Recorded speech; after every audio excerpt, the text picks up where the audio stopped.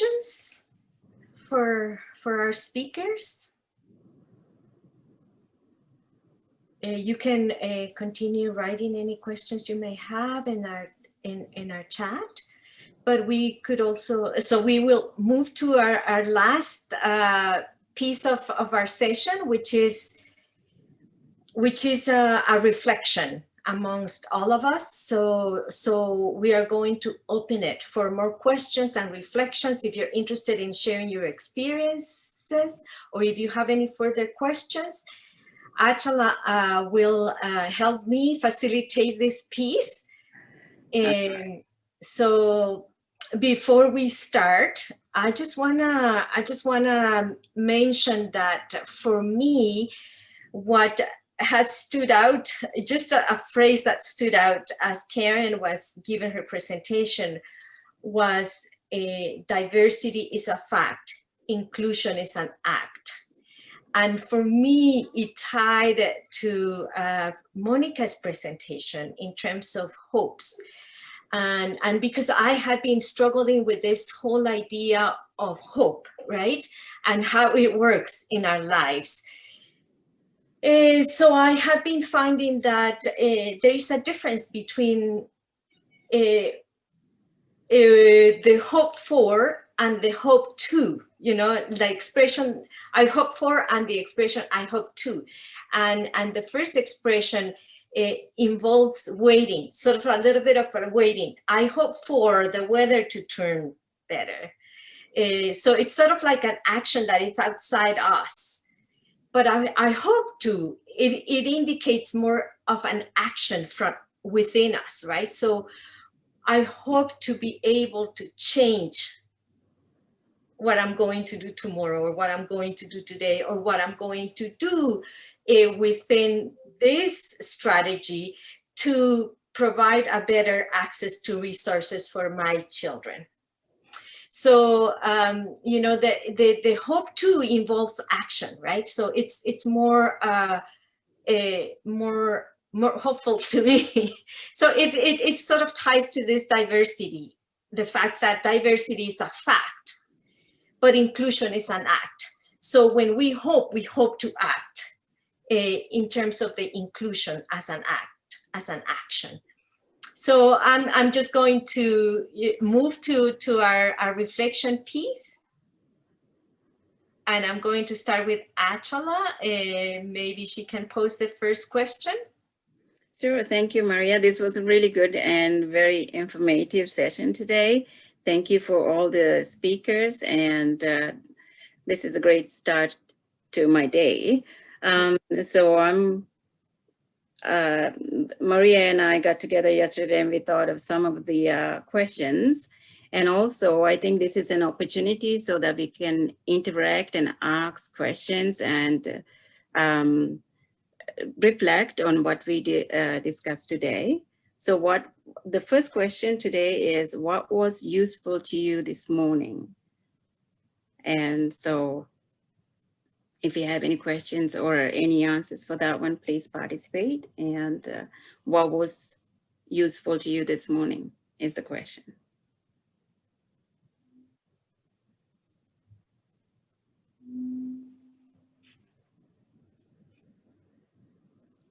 So the topics that we were discussing today, was that helpful, and what was helpful?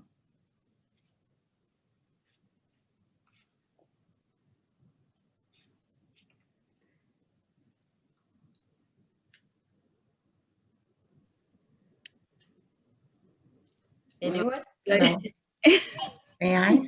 This is Monica. Thanks everybody for sharing their stories and their information. What I take for this session is actually the inclusive policy, because I have a special needs kids myself. He has global developmental delay, and oh my gosh, I've been struggling with support at school. I've been struggling, begging every single year for an EPA. So for me, it's like understandable why I have to beg for an EPA every year. Since primary, you know that he has special needs. That is not going to change. That condition is not going to change from day to night. It's something that will go for grade primary, grade 1, grade 2, grade 3, etc., etc., etc. So for me, it will be beneficial, I think, for all mothers, all parents, that once that you get an EPA, that will go, should be smoothly transition to the next year, and the principal should have that in their pocket or in his mind, that there's a kid already that has certain needs. So it's a little bit frustrating because now you're in primary, for example, and you have all the like the resource center, you have the speech pathologists in my case, we have psychologists, yada, yada, yada. So everything is, school starts in September and you start getting all the support by November if you're lucky. And every year is the same. So for me, it's a delay of 2-3 months for my kid to get that support. He already has a delay and he's getting more delay because he doesn't get the support on time. So along with that, I'm so happy that I finally, somebody shared the policy with me, because I've been asking at school for a documentation, because I had an incident like 3 months ago while my pediatrician was going to do an assessment of my kid at school. So we had a big misunderstanding at school. Long story short, nobody could do the assessment for my kid on school. And in the other hand, the school says, no, that's not possible. Nobody shows for visits, like doctors. It is forbidden. HRC does not allow that. And in the other hand, my developmental clinic doctor says, that's not true. I do visits myself. And actually I did during COVID-19, like 5-6 visits to different public schools. So I don't know if my school is closing the door and the support for my kid is HRCE.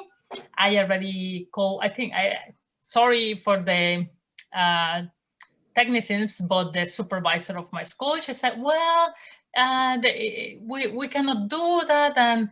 And I got a call from my principal telling me that the pediatrician is a crazy bipolar guy that should not be responsible of my kid. So he definitely crossed the line. So I reached out to HRCE because I don't want the principal to take any hard feelings towards my son or us.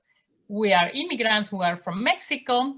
So, and the funny thing is my pediatrician is from Nigeria. So I don't know if I'm in a case of racism here. I don't know if the principal will act different if my pediatrician was like a Canadian, just put it that way, no more Canadian than Latino, Hispanic, Nigerian, different. So for one side, I feel supported that we have inclusion rules, but in the other hand, there's people that are not applying that. And it's really frustrating because they're the ones that should be giving you full support. They are the ones I would think that will share with this information. If you couldn't find these kind of groups where you feel supported, you get information. So I think for me, I'm happy, but a little, from the other hand, I'm a little bit frustrated, but most worried that we are fighting against a huge monster.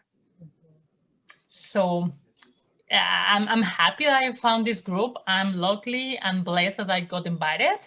And that's what I bring from this group is the policy. Thank you so much for sharing, Annie.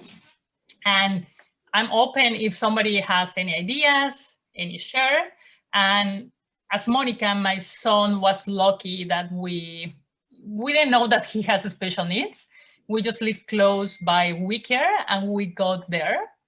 And you can feel the support from daycare to elementary. We had the progress center, we had the OT, we have physiotherapy, we have psychologists, we had all the integrated care that we need. But once that you transition to elementary school, you feel more frustrated because all the support and all the techniques and all the ways to support your kid and support yourself are lost. So I'm more than happy to work with you guys if I could help you, if I need to raise my voice, share my experience.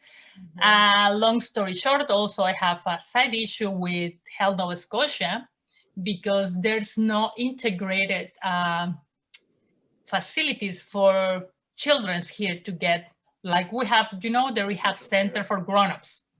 It's an integrated care where you can go as a grown-up, and if you have a disability, an accident, you get all the integrated care there. Unfortunately, we don't have that for kids. And I think that's something that we really, really need, because the earliest that you attack or fight against a disability, the sooner, the best. So for me, it doesn't make sense. Why we have to get until my kid is 18-year-olds to get integrated therapy, to get, I don't know, to learn how to walk or learn how to manage yourself. So for me, it's like a huge, cultural impact is you don't know the resources, you don't know the rules, you don't know the laws, you don't know the bills, because also there's bill that pass difference between rule, regulation bill, and things like that. So it's a waiting time. So I got a lovely neurologist, Dr. Dooley, that he recently passed away. Oh my God, was like somebody put it in my path. So he told me, Monica, take your kid, run to Mexico. That's my huge big advice. So 2 weeks after we arrived to Mexico, my kid was walking. While here they told me that they didn't even know if he was gonna walk, he was gonna do something. That he told me basically he's gonna be like a little tomato. So look for a spot for your tomato at home. So, but I got the right people at the right moment to tell me what to do. So that was in the early stages. So I have like a put of comparison between what I have back home in Mexico and what is here for kids. So I was feeling double frustration because, Mexico is not like a first country like Canada.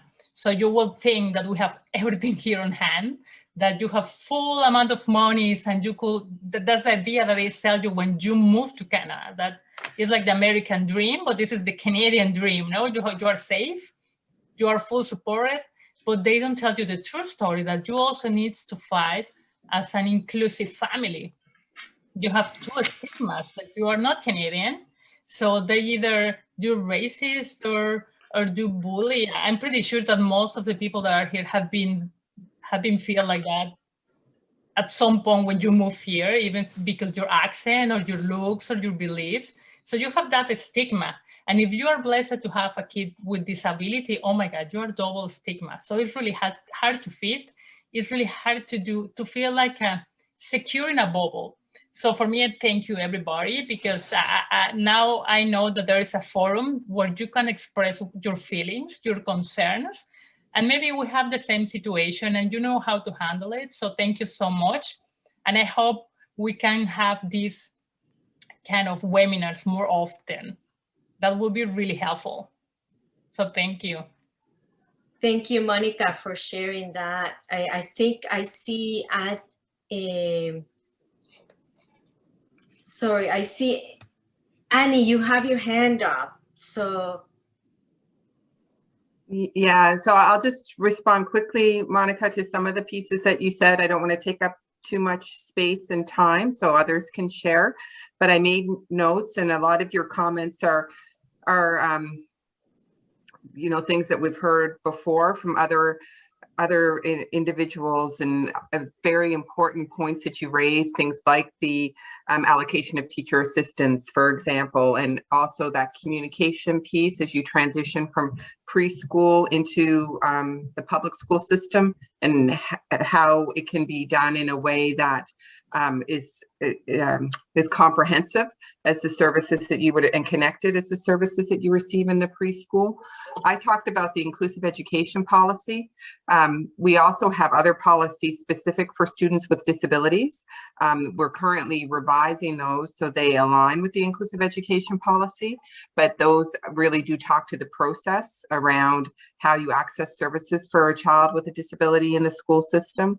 and what you do when things don't go well. So, you know, it shouldn't just be like in Monica, your example, where things are by happenstance or we're lucky that you connect with the right person. For us, we're striving, so that is what everybody's experience is, and it shouldn't be dependent on what school you attend or the pediatrician that you work with or somebody that you happen to know. So we're really striving to have that be through this policy offered consistently. We know that that doesn't always happen. There's another committee that we have provincially that we're looking to change the name of. Right now it's called the Special Education Program and Services Committee.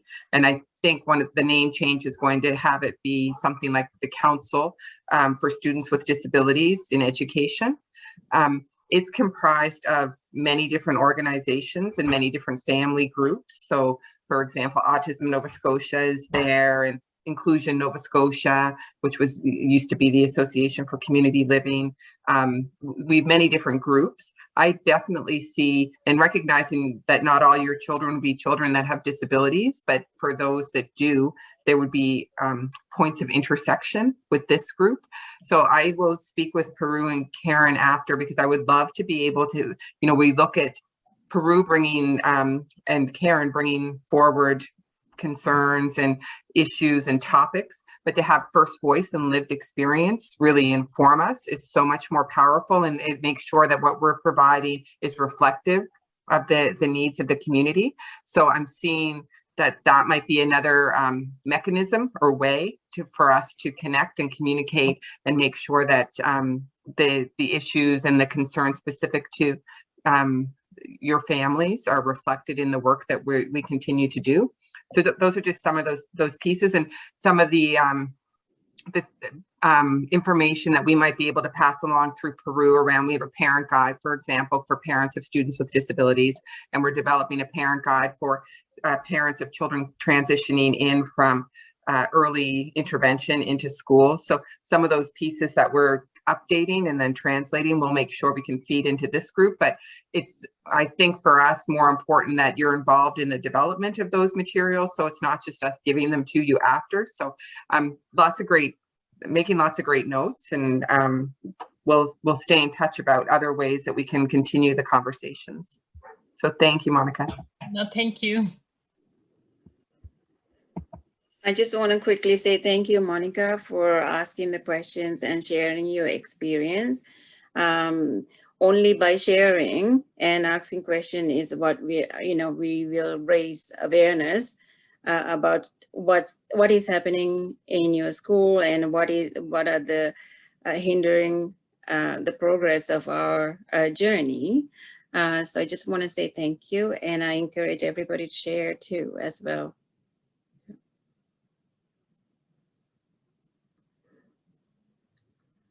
Maria, you're muted.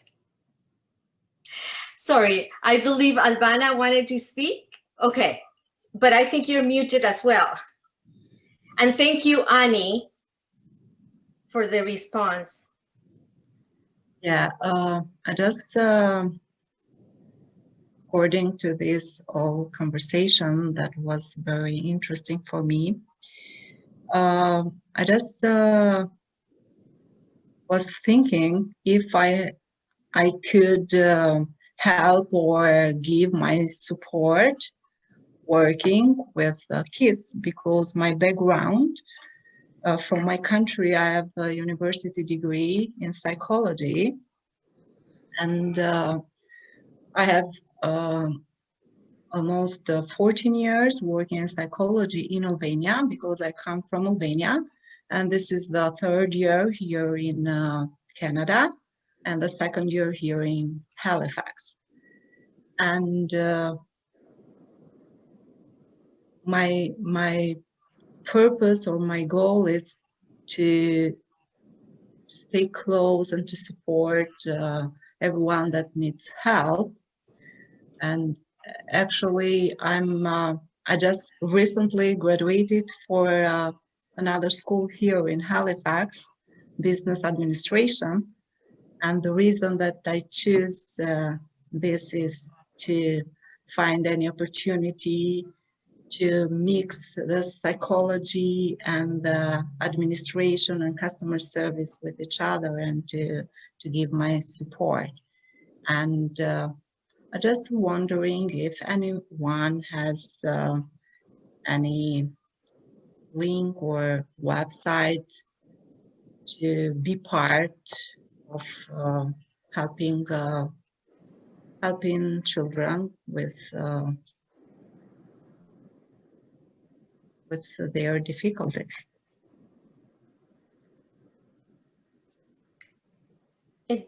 Does any of the speakers want to answer that? But we will also take your question, and we will gather information and send you an email. Yeah, with sure. that information. But if any of the speakers have at the moment a response, please feel free to respond.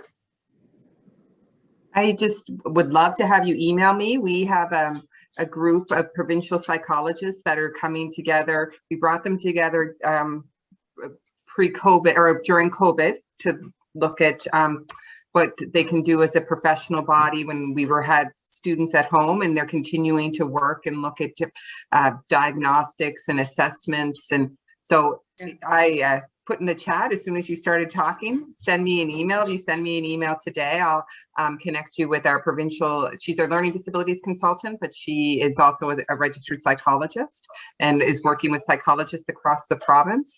And I think she would be so interested in meeting with you and talking with you, and can let you know what's happening. She works closely with us, obviously, across the province, and also with Mount St. Vincent and this education psychology program there. So I'm very excited to hear. Yeah. Oh, thank you so much. I really appreciate it.